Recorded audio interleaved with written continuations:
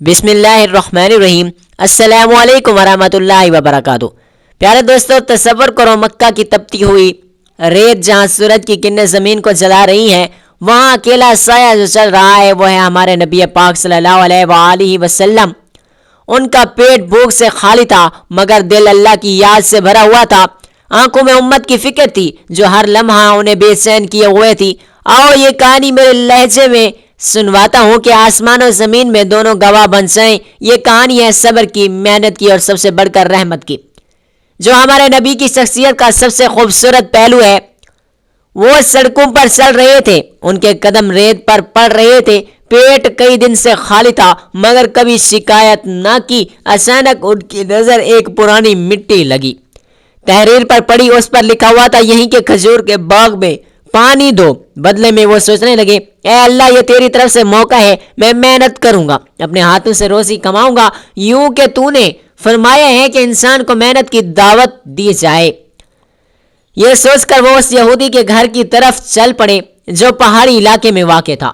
راستے میں کہیں کہیں چھوٹے پتھر قدموں میں چبھ رہے تھے مگر وہ قدم طائف کی وادیوں میں خون کے چھینٹے بھی جھیل چکے تھے۔ یہ راستہ کیسا تھا؟ باغ کھجوروں سے بھرا ہوا تھا مگر مالک کی آنکھوں میں لالچ کی چمک تھی۔ نبی پاک صلی اللہ علیہ وآلہ وسلم نے نرمی سے کہا، اے اس باغ کے مالک، میں تیرے باغ میں کام کرنا چاہتا ہوں، پانی دوں گا، محنت کروں گا، بدلے میں تو کیا مجھے موقع دے گا؟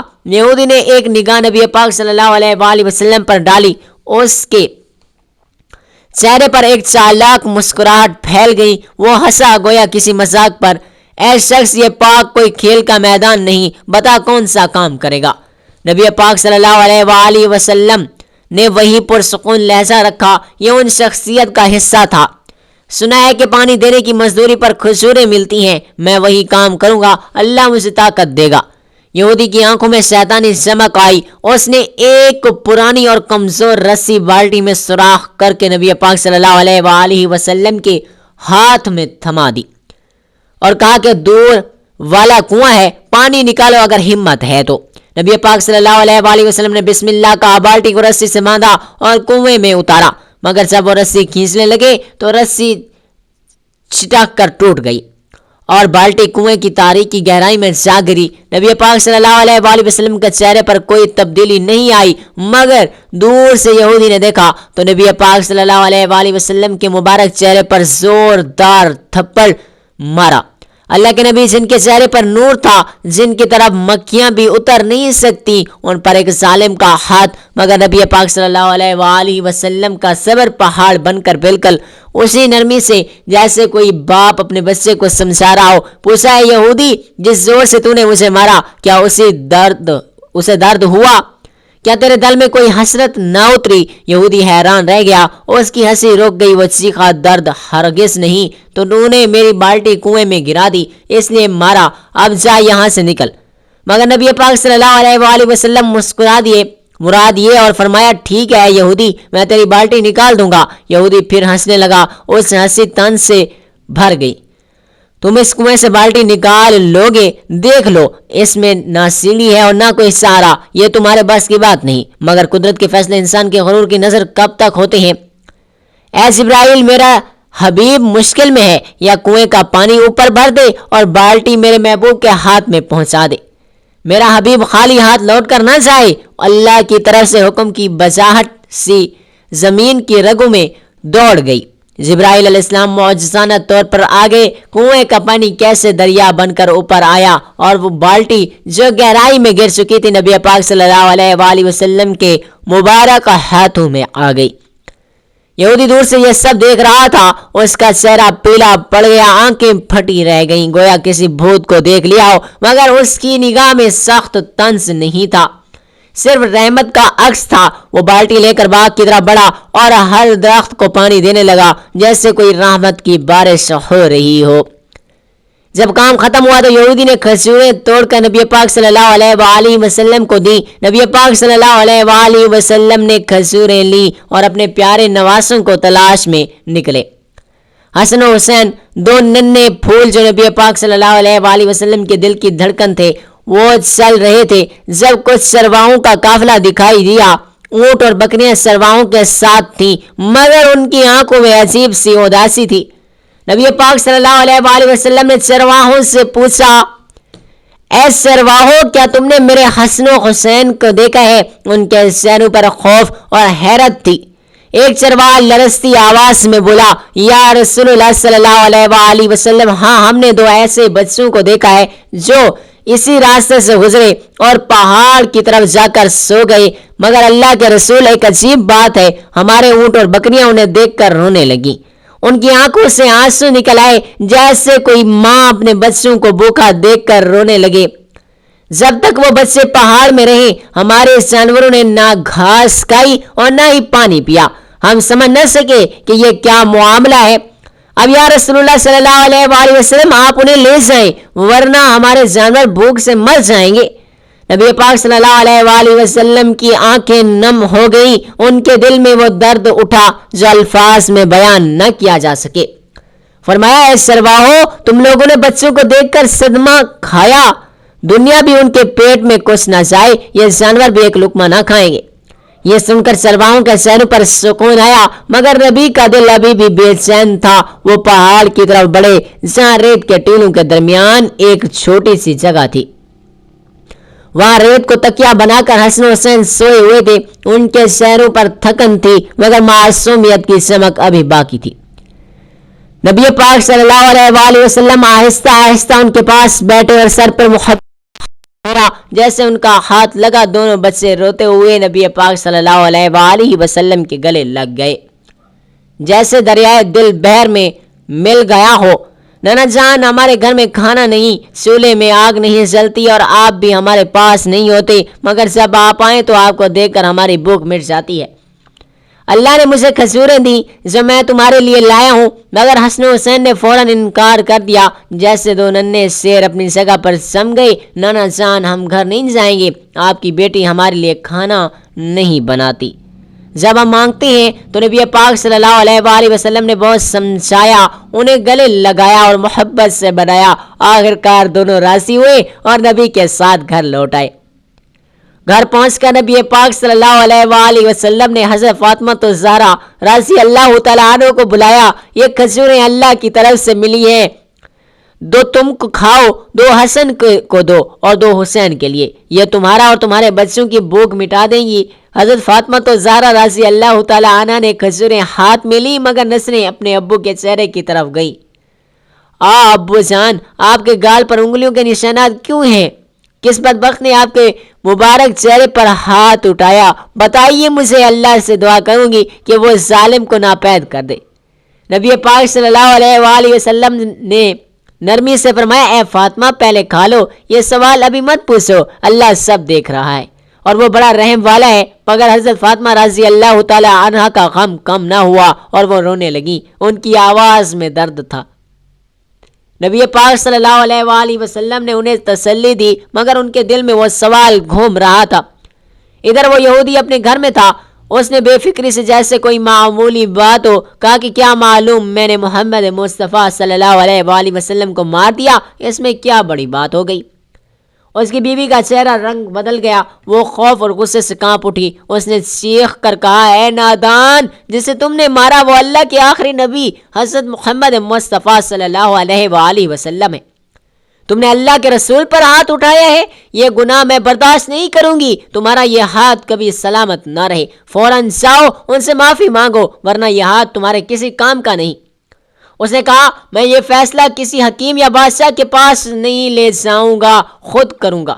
بیوی لرزتے ہوئے چاقو لائی اور اس نے اپنا ہاتھ خود کاٹ لیا۔ وہ کٹا ہوا ہاتھ اٹھائے نبی پاک صلی اللہ علیہ وآلہ وسلم کے گھر کی طرف چل پڑا۔ راستے میں اس کے دل میں پچھتاوا بھر گیا، آنکھوں میں آنسو تھے، میں نے اللہ کے نبی پر ہاتھ اٹھایا، شاید یہی سزا ہے۔ جب وہ یہودی نبی پاک صلی اللہ علیہ وآلہ وسلم کے گھر پہنچا تو ہاتھ کٹا ہوا اور خون بہہ رہا تھا، مگر اس کی آنکھوں میں پچھتاوا تھا۔ روتے ہوئے کہنے لگا، اے اللہ کے رسول، میں نے غلطی کی، میں نے آپ پر ہاتھ اٹھایا، اس کا فیصلہ میں نے کسی انسان کو نہیں دیا، خود ہی کر لیا، میں نے اپنا ہاتھ کاٹ دیا، کیونکہ جس نبی کے جسم پر ظلم ہوا۔ نبی پاک صلی اللہ علیہ وآلہ وسلم نے کہا کہ اے یہودی، تو نے اپنا ہاتھ کیوں کاٹا؟ میں نے تو تجھے پہلے ہی معاف کر چکا ہوں۔ اللہ کی رحمت وسیع ہے، وہ سب کو معاف کرنے کا موقع دیتا ہے۔ یہودی کی آنکھیں بھر آئیں، وہ کپ کپاتے ہوئے بولا، یا رسول اللہ صلی اللہ علیہ وآلہ وسلم، کیا آپ جیسے انسان اس دنیا میں ہیں؟ اللہ رب العالمین نے حضرت جبرائیل علیہ السلام کو حکم دیا، اے جبرائیل دیکھ میرا پیارا دوست کیا کرنا چاہتا ہے، جا اور کہہ دے اگر نبی نے اسے معاف کر دیا تو جبرائیل آئے اور عرض کیا، یا رسول اللہ، اللہ سلام آپ پر ہو، کیا آپ نے اس یہودی کو معاف کر دیا؟ نبی پاک صلی اللہ علیہ وآلہ وسلم نے فرمایا، اے جبرائیل علیہ السلام، میں غضب والا نہیں، میں رحمت والا نبی ہوں، بدلہ لینے والا نہیں، معاف کرنے والا ہوں۔ پھر اللہ کے حکم سے نبی پاک صلی اللہ علیہ وآلہ وسلم نے اپنا مبارک لعاب اس کے کٹے ہوئے ہاتھ پر رکھا اور سبحان اللہ، ہاتھ پہلے جیسا ہو گیا، نہ کوئی نشان رہا اور نہ درد۔ یہودی بے قرار رو پڑا، گویا اس کا بوجھ اتر گیا۔ وہ بولا، یا رسول اللہ، جس ہاتھ کو آپ نے اپنی تھوک سے جوڑا اسی ہاتھ کو پکڑ کر مجھے کلمہ سکھا دے، مجھے مسلمان بنا دے۔ نبی پاک صلی اللہ علیہ وآلہ وسلم نے اسے کلمہ پڑھایا اور وہ یہودی اللہ کا بندہ بن گیا۔ ایک دن حضرت عمر بن خطاب رضی اللہ تعالیٰ عنہ نبی پاک صلی اللہ علیہ وآلہ وسلم کو ڈھونڈتے ہوئے ان کے گھر میں پہنچے۔ حضرت عمر السلام کے مضبوط ستون نبی صلی اللہ علیہ وآلہ وسلم کی تلاش میں بے چین تھے۔ جب وہ گھر میں داخل ہوئے تو ایک کونے میں تھوڑا سا آٹا رکھا ہوا تھا، شاید کئی دن کا رزق تھا، اور دوسرے کونے میں جانور کی کھال سے بنا ہوا پانی کا مشک لٹک رہا تھا۔ نہ کوئی آرائش تھی، نہ کوئی آسائش۔ حضرت عمر کی آنکھیں بھر آئیں اور وہ رو پڑے اور دل میں سوال اٹھا، یہ کیسی تفریق ہے؟ بادشاہوں کے پاس عیش و آرام ہے مگر اللہ کے رسول کے پاس یہ بھی نہیں۔ نبی پاک صلی اللہ علیہ وآلہ وسلم نے فرمایا، یہ دنیا تو ایک پل کی چیز ہے، آخرت ہمیشہ کی ہے۔ اللہ نے ہمیں یہ امتحان دیا ہے اور ہم اسے پاس کریں گے۔ یہ سن کر حضرت عمر کی آنکھیں پھر بھر آئیں، مگر آپ غم کے بجائے عقیدت تھی۔ انہوں نے سمجھا کہ حقیقی دولت دنیا میں نہیں، آخرت میں ہے۔ اس دن انہوں نے نبی پاک صلی اللہ علیہ وآلہ وسلم سے نیا سبق سیکھا اور دل میں ٹھان لیا کہ دنیا عیش کی جگہ نہیں ہے بلکہ آخرت کی تیاری کی جگہ ہے۔ ایک دفعہ ہمارے پیارے نبی کریم صلی اللہ علیہ وآلہ وسلم 3 دن تک نظر نہ آئے۔ صحابہ کرام بے چین ہو گئے، آپ صلی اللہ علیہ وآلہ وسلم کو ڈھونڈنے نکلے۔ حضرت عمر کے ہاتھ میں تلوار تھی، آنکھوں میں غصہ اور فکر۔ وہ کچھ یہودیوں کے پاس پہنچے اور غصے سے بولے، اے شپکلیوں کے بچوں، میرے نبی کہاں ہیں؟ بولے، ہمیں قسم ہے اللہ کی، ہمیں بتاؤ کہ تم نے نبی پاک صلی اللہ علیہ وآلہ وسلم کو کہاں دیکھا ہے؟ حضرت ابوبکر صدیق رضی اللہ تعالیٰ عنہ نے کہا، عمر آگے چلیں، شاید کوئی اور ملے۔ دونوں آگے بڑھے اور تھوڑی دور جا کر پہاڑ کے پاس ان کو چند چرواہے ملے۔ حضرت ابوبکر نے پوچھا، اے چرواہو، کیا تم نے اس راستے سے ہمارے پیارے نبی پاک صلی اللہ علیہ وآلہ وسلم کو جاتے ہوئے دیکھا ہے؟ ایک چرواہ بولا، 3 دن سے ایک شخص اس پہاڑ کے غار میں سجدے میں گرا ہوا روتا جا رہا ہے، 3 دن گزر گئے، اس کی سسکیوں سے پہاڑ ہل رہے ہیں۔ ان کے کہنے پر حضرت ابوبکر صدیق رضی اللہ تعالیٰ عنہ نے حضرت عمر سے کہا، جیسے دیکھ کر جانور بھی کھانا چھوڑ دیں، وہ ہمارا نبی ہو سکتا ہے۔ دونوں غار کی طرف بڑھے کہ غار کے سامنے پہنچے تو دیکھا کہ نبی پاک صلی اللہ علیہ وآلہ وسلم سجدے میں گرے ہوئے تھے اور رو رہے تھے، ان کی سسکیاں پہاڑوں کو ہلا رہی تھیں۔ حضرت عمر نے پکارا، یا رسول اللہ صلی اللہ علیہ وآلہ وسلم، 3 دن سے ہم آپ کو ڈھونڈ ڈھونڈ کر آئے، آپ ہمارے لیے رو رہے ہیں، اٹھیے، ہم آپ کو لینے آئے ہیں۔ مگر نبی پاک صلی اللہ علیہ وآلہ وسلم نے کوئی جواب نہ دیا۔ حضرت ابوبکر صدیق رضی اللہ تعالیٰ عنہ نے کہا، یا رسول اللہ صلی اللہ علیہ وآلہ وسلم، آپ اپنی امت کے لیے اتنے رو رہے ہیں تو آپ سر اٹھا لیجئے۔ مگر نبی پاک صلی اللہ علیہ وآلہ وسلم نے سر نہ اٹھایا۔ حضرت ابوبکر نے حضرت عمر سے کہا، اور مجھے لگتا ہے جب تک فاطمہ نہ آئے نبی پاک صلی اللہ علیہ وآلہ وسلم غار سے باہر نہیں نکلیں گے، چلو فاطمہ کے گھر چلتے ہیں۔ پھر حسن و حسین کو ساتھ لے کر حضرت علی، حضرت عمر اور حضرت ابوبکر صدیق رضی اللہ تعالیٰ عنہ سب غار کی طرف آ گئے۔ غار کے دروازے پر حضرت فاطمہ آنسوؤں میں ڈوبی آواز میں پکاری، یا رسول اللہ، اے عباس جان، آپ یہ کیسے کر سکتے ہیں؟ 3 دن سے آپ نے ہم سب کو چھوڑ کر اس گہری پہاڑ کی غار میں اکیلے رو کے رکھا ہے، کیا آپ کو ہم پر کوئی ترس نہیں آیا؟ ہم نے آپ کو بہت ڈھونڈا مگر آپ کہیں نہ ملا، آپ کا پتہ کہیں بھی نہ ملا، آپ ہمیں کیسے بھول گئے؟ اے پیارے ابا جان اٹھیے، میں آپ کو لینے آئی ہوں۔ مگر نبی پاک صلی اللہ علیہ وآلہ وسلم سجدے میں گرے ہوئے تھے اور روتے روتے جا رہے تھے۔ حضرت فاطمہ الزہرا رضی اللہ تعالی عنہا نے روتے ہوئے کہا، ایک بار پھر پکارا، یا رسول اللہ آپ باہر آ جائیں، دیکھیں آپ کا گھر۔ میں آپ سے وعدہ کرتی ہوں کہ آپ کی امت کے لیے میں اپنے پیارے بچوں، آپ کے نواسوں حسن حسین کو بھی قربان کر دوں گی۔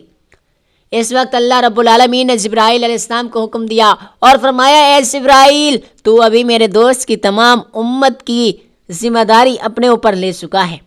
جبرائیل فوراً اس پہاڑ کی غار میں آئے اور بولے، یا رسول اللہ سر اٹھائیے، اللہ رب العالمین نے مجھے ابھی خبر دی ہے کہ آپ صلی اللہ علیہ وآلہ وسلم کی ساری امت کی ذمہ داری ہمارے پیارے نبی حضرت محمد صلی اللہ علیہ وآلہ وسلم نے اپنے سر قبول کر لی۔ اللہ رب العالمین نے یہ بھی فرمایا ہے کہ آپ صلی اللہ علیہ وآلہ وسلم کے ہر واقعے میں رہنما، صبر، ایمان اور انسانیت کا نیا پیغام چھپا ہے۔ محترم ناظرین، پیارے آقا محمد مصطفیٰ صلی اللہ علیہ وآلہ وسلم کا پیارا نام ایک بار کمنٹ سیکشن میں ضرور لکھیے گا۔ اگلی ویڈیو تک کے لیے اجازت دیجیے۔ اللہ حافظ۔ اللہ تعالی ہم سب کا حامی و ناصر ہو۔ جزاک اللہ۔